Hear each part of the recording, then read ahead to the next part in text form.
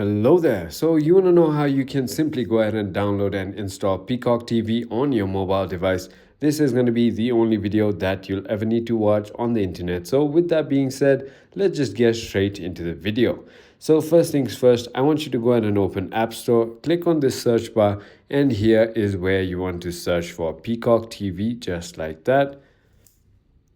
Once you've done that, as you can see, the application is going to pop up right over here. Simply click on this application right over here and click on the download icon. Once you've done that, it's going to start downloading and installing onto your mobile device.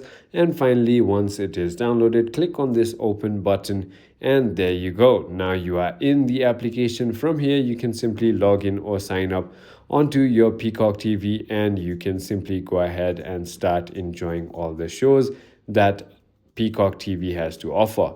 I hope this video was helpful to you. If it was, hit that like button and I'll see you on the next.